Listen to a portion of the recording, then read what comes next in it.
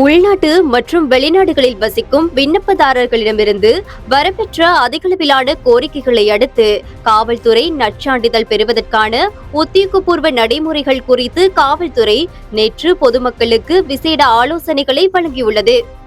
ஈரானிய கப்பல்கள் தொடர்பான விவகாரங்களை கையாள்வதில் இலங்கையின் இறையாண்மையை வாஷிங்டன் மதிப்பதாக அமெரிக்க ராஜாங்க திணைக்களத்தின் ஊடக பேச்சாளர் தெரிவித்துள்ளார். மத்திய கிழக்கில் நிலவும் மோதல்கள் காரணமாக இதுவரையில் 4 இலங்கையர்கள் காயமடைந்துள்ளதாக வெளிவிவகார ராஜாங்க அமைச்சர் அருண் ஹேமச்சந்திர நேற்று தெரிவித்துள்ளார். அமெரிக்க ஜனாதிபதி டொனால்ட் ட்ரம்ப் நிர்வாகம் சுமார் 650 மில்லியன் அமெரிக்க மதிப்பிலான 20,000க்கும் மேற்பட்ட குண்டுகளை இஸ்ரேலுக்கு விற்பனை செய்வதற்கு அனுமதி அளித்துள்ளதாக வெளிநாட்டு ஊடகங்கள் செய்தி வெளியிட்டுள்ளன.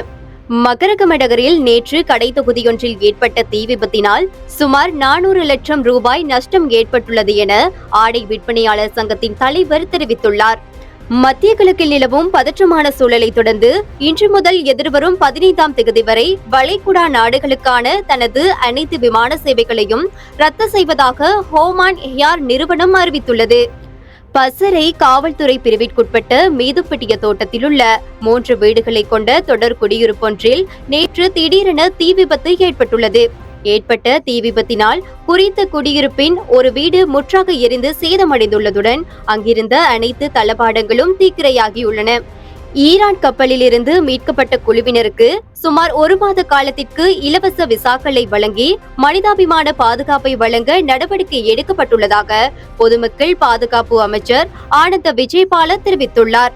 தெற்கு கடற்பரப்பில் போதைப்பொருள் கடத்தியதாக எழுந்த சந்தேகத்தின் பேரில் கடற்படையினரால் பொறுப்பேற்கப்பட்ட பல நாள் மீன்பிடி படகில் இருந்த போதைப் பொருட்களின் பெறுமதி சுமார் 2.8 பில்லியன் ரூபாய் என பாதுகாப்பு ராஜாங்க அமைச்சர் அருண ஜெயசேகர தெரிவித்துள்ளார். பேராதனை பல்கலைக்கழக வளாகத்திற்குள் சிறுத்தைகள் நடமாடுவது உறுதிப்படுத்தப்பட்டுள்ளதை அடுத்து மாணவர்கள் மற்றும் ஊழியர்களின் பாதுகாப்பை உறுதிப்படுத்தும் வகையில் பல்கலைக்கழக நிர்வாகம் அவசர பாதுகாப்பு அறிவித்தல் விடுத்துள்ளது. உறுதிப்படுத்தப்பட்ட உண்மை செய்திகளை உடனுக்குடன் தெரிந்து கொள்ள ஆயுள் மீடியாவை ஃபாலோ செய்யுங்கள்.